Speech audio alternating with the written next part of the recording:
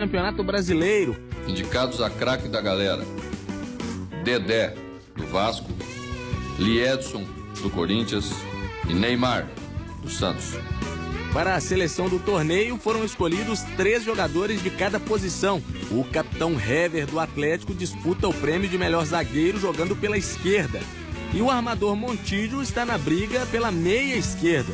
O Vasco liderou a relação com 5 jogadores indicados. O resultado vai ser divulgado na festa de encerramento do campeonato, no dia 5 de dezembro, em São Paulo. Aguardando a sua mensagem aqui pelo @meio de campo, faça como o Omar Bruno, que está mandando um abraço a todos e dizendo que lá no sul de Minas é o único programa de esportes que ele consegue ver falando dos times daqui do estado. Essa indicação a craque do Brasileirão, o Vasco ainda teve, além dos jogadores, ainda teve craque da galera, que é o Dedé, e os técnicos. Né? O Mano, quando foi anunciar, anunciou Ricardo Gomes e Cristóvão. Cristóvão fugiu o sobrenome do Cristóvão. Borges? Cristóvão Borges, do Vasco. O Vasco faz uma campanha que merece essas indicações. O Dedé, como craque da galera, acho até justo. É um jogador que cresceu bastante e chegou até a seleção brasileira. Com relação aos atletas de Minas Gerais indicados, né? Acredito que está mais para o Hever do que para o Montijo. O Hever vai concorrer aí com o Emerson do Curitiba e com o Leandro Castan do Corinthians. O Montijo pega Ronaldinho Gaúcho e Thiago Neves.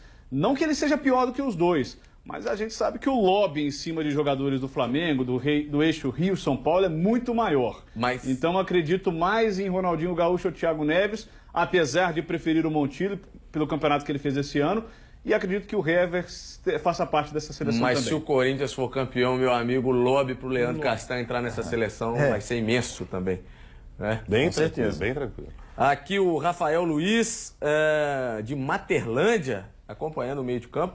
Interior de Minas, todo ligado aqui no meio de campo. Agora, você concorda também com... O Figueirense surpreendeu também nessa lista, né? Surpreendeu. Vários jogadores. 4 jogadores do Senti Figueirense, falta os 2 do Wilson, laterais. o goleiro, achava que ele merecia. Belo goleiro, mas nós tivemos alguns bons goleiros também, eu acho, no Campeonato Brasileiro. O Wilson é um deles. O Figueirense surpreendeu muita gente. E aí, Luciano, que eu entro com a questão puxando aqui para Minas. Será que a cota de televisão, por exemplo, do Figueirense é tão maior assim do que a do futebol mineiro, de Cruzeiro e Atlético, que fizeram campanhas pífias e a do Figueirense surpreendeu? Mas o Figueirense não tem toda a responsabilidade, não tem toda a camisa e tudo. Mas conseguiu montar um bom time usando criatividade. A gente viu isso dentro de campo. Não basta contratar fora de campo, é dentro de campo que se explica. Então o Figueirense está aí um exemplo, o Coritiba também é outro. Eu comentava que na rodada passada, todo mundo já projetava um Figueirense jogando contra o Fluminense rebaixado. Ou pelo menos brigando contra o rebaixamento. Sim. E o que é mais surpreendente é que o Figueirense, quase nenhum jogador pertence ao Figueirense. Boa parte dos jogadores que disputaram o Campeonato Brasileiro e estão disputando o Campeonato Brasileiro é de um empresário, Eduardo Duran. Boa parte. O goleiro, o Wellington Nem, Júlio César. Então, boa parte dos atletas pertence ao Eduardo Duran. Então, o Figueirense não tem quase ninguém. Ou seja, vai acontecer um desmanche desse time para a disputa da Libertadores se o Figueirense for o ano que vem. Aqui, o pessoal de... Rapaz, me fugiu aqui. Eu já ia mandar um abraço pro pessoal do interior de Minas ligado. Daqui a pouco eu acho aqui pelo Twitter. Tá aqui, ó. João Molevade. Beleza, João Molevade acompanhando aqui também o meio de campo. E é só chegar uma fase decisiva e sempre surge a conversa da mala. Preta ou branca? O assunto é polêmico. Eu não vou falar sobre isso. Eu prefiro não opinar nisso daí, eu prefiro entrar dentro de campo, procurar resultado e sempre procurar os 3 pontos. Muitos não querem nem ouvir falar na famosa mala branca, um incentivo que o time recebe para vencer uma partida. Mas ela ronda os bastidores do Brasileirão nessa reta final. Com certeza, não só o Atlético, mas todos os times que vão estar precisando de algo como mala branca ou mala preta, a diretoria vai trabalhar naquilo que é cabível e possível. Eu sempre fui a favor, não vou agora cair em contradição, certo? Porque é um incentivo que estão dando. A mala branca, ela fica aceitável se passa a ser uma prática comum. Se todo mundo, se um time faz, o outro fez no ano passado, o outro fez esse ano, então vira uma prática comum. Agora isso valoriza o futebol para as pessoas que gostam de futebol. Marcos Assunção foi contra o aumento do bicho pago pelo Palmeiras em caso de vitória sobre o Corinthians na última rodada. O Palmeiras paga o nosso salário, a gente não vive de bicho assim, do nosso salário. Então nós temos que ter esse pensamento de entrar em campo e tentar ganhar. Bicho existe, não tem bicho aqui, gratificação. Você não tem bicho, gratificação, nós temos a nossa. E tá bom isso aqui que a gente tem. Evidentemente, significa que com dinheiro a gente pode colocar as pessoas mais ou menos animadas a fazer uma coisa que, em princípio, elas teriam obrigação de fazer de forma animada. E dizer o que de um clube que paga para o adversário dar uma ajudinha no resultado? Eu fico muito chateado quando eu vejo um e-mail que circulou durante muito tempo aí na internet, que na Copa de 98 o Brasil teria entregado o jogo à França. Isso não existe. O goleiro Gleison garante que em 2008, quando defendia o Vila Nova, recebeu uma oferta para entregar um jogo do Campeonato Mineiro. Inicialmente R$10 mil para me simular uma contusão, né? À noite eles me ligaram novamente e aumentaram a proposta, né? Passaram para 30 mil, né? Aí eu indo pro jogo e no final soltando uma bola no pé do atacante. Eu acho fim do mundo primeiro para quem oferece, que daí não tem caráter e muito menos tem o caráter de quem recebe para perder. Isso aí tem que apanhar o cara que faz isso, tem que ser banido. O mais importante neste momento é você não associar nada a dinheiro. A CBF tentou, de certa forma, fazer com que isso não acontecesse, colocando clássicos nas últimas rodadas, para que houvesse aquela rivalidade posta em campo. Isso evidencia essa fragilidade da ética do nosso tempo. Isso evidencia essa flexibilidade dos valores morais em nome dos valores econômicos. Pois é, e aí? E a famosa mala branca? A mala branca todo mundo, ela é mais admissível, né? Ninguém fala que recebeu também, mas todo mundo admite que tem. Mas e a mala preta? O Pneu até levantou uma dúvida aqui durante a matéria sobre a fala do Gleison. Vamos ver se depois a gente consegue colocar no ponto a fala do Gleison, porque ele recebeu uma proposta...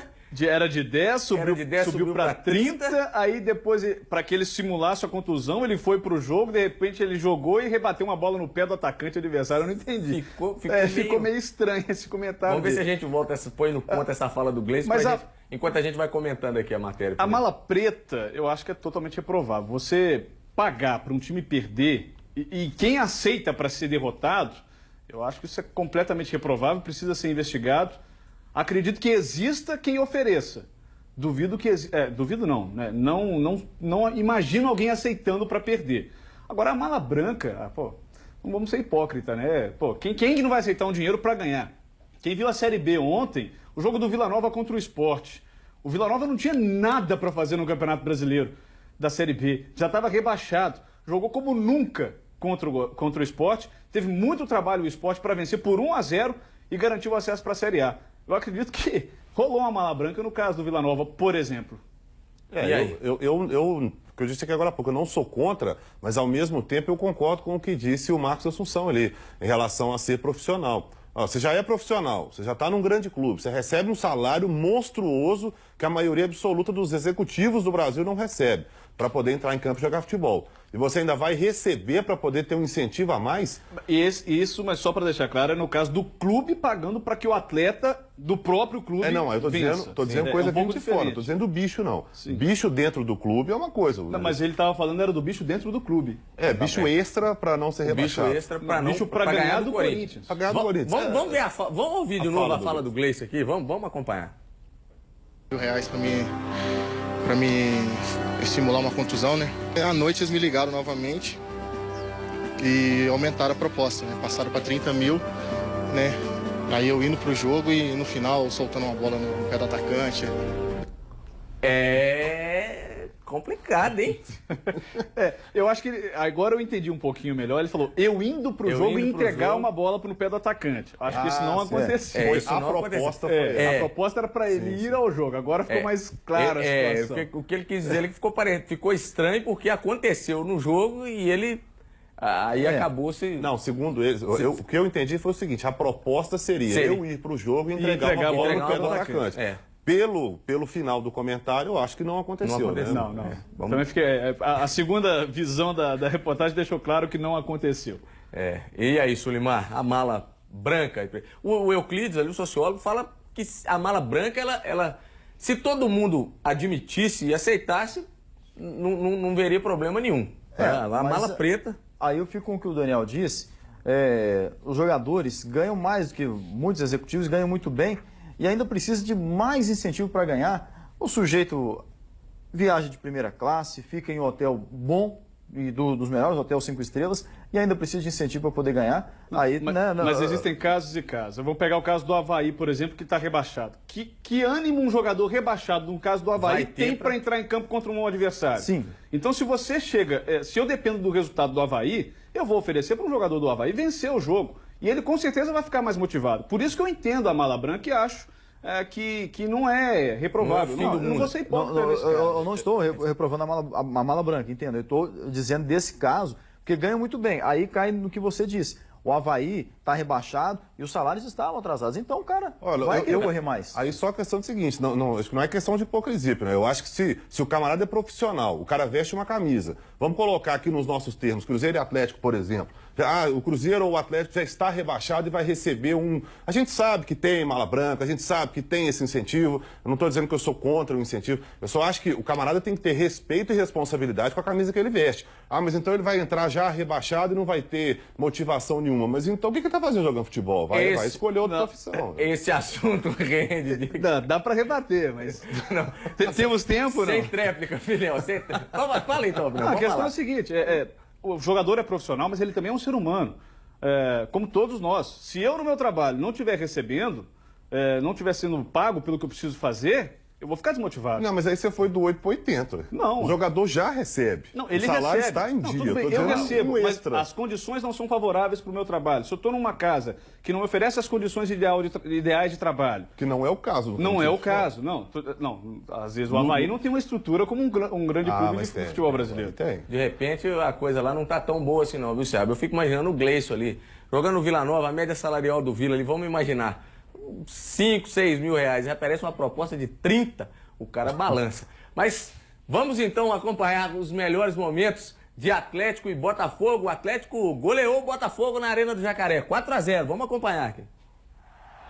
Início de jogo, a Arena do Jacaré mais uma vez completamente tomada. O ataque do Botafogo. Olha o Renato, o passe. Botafogo que chegou com duas oportunidades logo no início, né? Como é que você caiu de produção nos últimos jogos? Sim. Olha o Michael Suel. É o treino da madrugada, né? Estamos dizendo pra lá, pra cá. É bom jogador o Michael Suel. É bom jogador. A batida. E a bola acabou saindo ali à direita do Renan Ribeiro. Felipe Menezes. Felipe Menezes saiu pagando geral ali pra defesa. Aí o pênalti. Pênalti indiscutível. Pênalti claro bem marcado sobre o Neto Berola. Você ganhando o Botafogo, aquele cabelo, lembrando uma vassoura de pelo. Fábio, Daniel Carvalho. Vem pra cobrança. E o gol do Atlético. Bateu como se deve bater, né? Bem rente na lateral da rede, né? Sobre o Daniel Carvalho permanecer ou não ano que vem, a gente só precisa saber qual Daniel Carvalho, né? Se for do primeiro ou do segundo turno. Se for do primeiro turno, tá na hora de ir embora. Se for do segundo turno, renova. Boa jogada do Bernard pro André. E aí acabou. O Bernard que parece perto de fazer o primeiro gol, né? Mas esse primeiro gol também não sai nunca. Olha a cabeçada. Leonardo Silva, é sempre uma jogada perigosa do Atlético. O passe de primeiro do Daniel Carvalho é o Bernardo. Uma defesaça do Gerson. Eu acho que o Bernardo fez certo, inclusive, colocou no canto. A bola passou por todo mundo. Aí o Berola vai lá. O Berola vai lá, na base da raça e da vontade, recupera, faz o drible, o outro drible. Esse Everton não dorme bem hoje. A batida. E o André, oportunista. E aquele detalhe que o Pinel chamou a atenção. Realmente o Berola tentou fazer o passe ali pro Leonardo Silva, que estava debaixo da trave. O Everton vai dormir com a Berola da orelha quente, né? Olha o Bernardo fazendo o cruzamento, quase o gol contra. Novo cruzamento do Bernardo, Jefferson na boa defesa. Bola lá do outro lado. Tentava no carrinho ali o jogador do Atlético. Cruzamento para a área, chegou afastando o jogador do Botafogo. Louco Abreu. Louco Abreu de visual novo. Louco Abreu, Visual Louco esquisito, né? Sansão Abreu.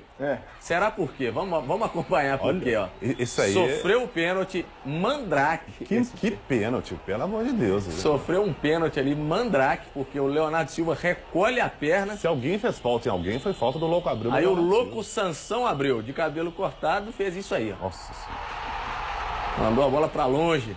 Cortou o cabelo, dançou, né? Aí. Deu um Lançamento do Vitorino, Felipe Souto pro Daniel Carvalho, a bola de primeira para a área, quase o André. Batida de fora da área. E confusão ali entre Renan Ribeiro, Triguinho e Hever, e veio o golaço do André, ó. Que categoria. Matou no peito. Sobrinho do Marins, né? Ex-América. O Jefferson belíssimo gol do André. Ficou num desespero ali, porque a bola foi passando rente à luva, e ele não conseguia fazer a defesa. Saiu comemorando o André ali, dançando. O quarto gol vai pintar nessa jogada ensaiada. Leonardo Silva mergulhou, deu um carrinho ali, na verdade, para... E o que pode se perceber fazer são o gol. as jogadas ensaiadas do Atlético, que o Cuca utilizava muito no Cruzeiro. O Cruzeiro não tem jogada ensaiada. O Cruzeiro não tem jogada nenhuma. Nenhuma, né? E agora, esse bom trabalho... Saiu a bola e acabou o jogo. 4 para o Atlético, 0 para o Botafogo. Isso é um ponto a ser destacado, sim. O Atlético melhorou e muito esse quesito jogada ensaiada. É verdade. O Cuca sabe como poucos fazer esse trabalho, né, de bola parada, seja essa jogada ensaiada. E o Atlético tem demonstrado isso, não só nessas jogadas, nas cobranças de falta, mas com a bola rolando. E não só isso, né? O Cuca, a gente tem que destacar o trabalho que ele realizou, que vem realizando na equipe do Atlético. Me lembro, ao final do primeiro turno, naquela situação terrível em que o Atlético se encontrava, zona de rebaixamento, vai cair, perde o clássico, e a gente fez uma análise de que o certo para o Cuca era definir uma equipe e dar sequência a essa equipe. E ele conseguiu fazer isso. Ele montou uma base. Hoje você fala qual é o time base do Atlético. No primeiro turno você não conseguia falar, você não conseguia escalar uma equipe do Atlético no primeiro turno do Campeonato Brasileiro. E no segundo turno você já tem o Renan Ribeiro, você tem o Carlos César pela direita, o Triguinho pela esquerda, você tem a zaga com o Hever e o Leonardo Silva, o Pierre é o homem de segurança no meio de campo, Bernardo e Daniel Carvalho, de vez em quando o Felipe Souto, de repente deixa a equipe para a entrada de algum outro atleta, e o ataque o André e mais um.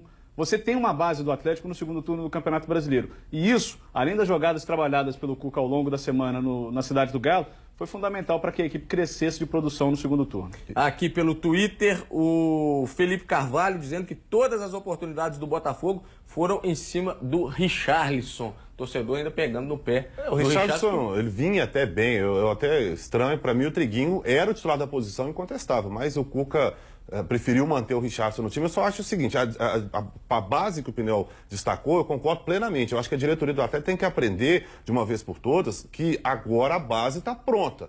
Não vai começar tudo do zero e começar a contratar desembolado aí um monte de jogadores e trazer 15, 30, 20 jogadores, não. A base está montada, o Cuca está aí, o trabalho está sendo feito. O Atlético do segundo turno é um completamente diferente do primeiro turno. Então, se essa base for mantida para o ano que vem, dá para ter ainda alguma esperança do ano que vem que a coisa seja melhor, né? Aqui pelo Twitter, o Samuel Perdigão, o Fábio Helbs, o Netinho, o Ramon Neves, dizendo que o programa está ótimo, que nós estamos revolucionando a TV esportiva aos domingos. Muito obrigado ao Ramon Neves aqui de Belo Horizonte. E a Série B chegou ao fim. O Boa não conseguiu acesso à primeira divisão. Quem ficou com a última vaga para a elite do futebol brasileiro foi o Sport. O Boa foi ao Rio de Janeiro com esperanças de conquistar a última vaga para a elite do futebol brasileiro. Mas diante do Duque de Caxias, lanterna da competição, não passou de um empate por 2-2. Ainda que vencesse, os 3 pontos não adiantariam, já que debaixo de muita chuva em Goiânia, o Sport venceu o Vila Nova por 1-0 com gol de Bruno Mineiro e coroou a volta à Série A do Campeonato Brasileiro. A Série B chegou ao fim. E aí, Pinel, o que dizer desse campeonato, do acesso de Portuguesa, Náutico, Ponte Preta e o Sport, o Leão da Ilha, voltando à Série A do Campeonato Brasileiro? São 4 equipes que têm tradição no futebol, 4 equipes que têm um torcedor que da Portuguesa talvez nem tanto, mas nessa reta final da Série B até que compareceu em bom número ao estádio.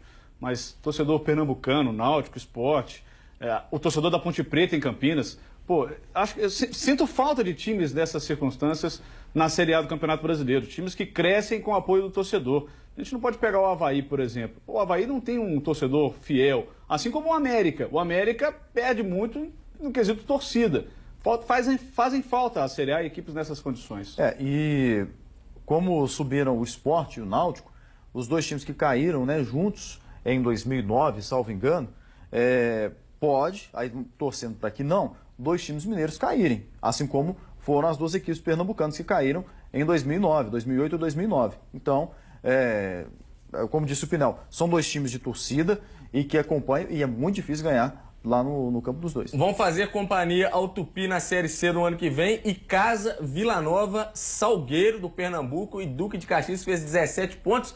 E tá explicado por que fez 17 pontos e terminou como lanterna. Aquele primeiro gol do Boa foi simplesmente ridículo. Como que o Boa consegue empatar com um time ridículo desse, gente? Pelo amor de Deus. Agora, é interessante o futebol pernambucano, os três grandes conseguiram acesso, né? O Santa Cruz também subiu. O Santa Cruz subiu merecidamente também. Concordo com o Pinel. Eu gosto quando sobem times assim, que lotam estádios, que tem torcida, que a gente vê que o pessoal vai. E lá em Pernambuco, o pessoal lá no Recife, tanto o Náutico quanto o Sport, quanto o Santa Cruz, o pessoal vai mesmo. E isso é bacana. Isso é legal, você vê esse tipo de time subindo. E não os Barueri, Americana, esses times aí. Você tocou exatamente o Tupi que foi campeão num jogo com o Arruda completamente rodado, transmitido 56 mil exclusividade pela Rede Minas.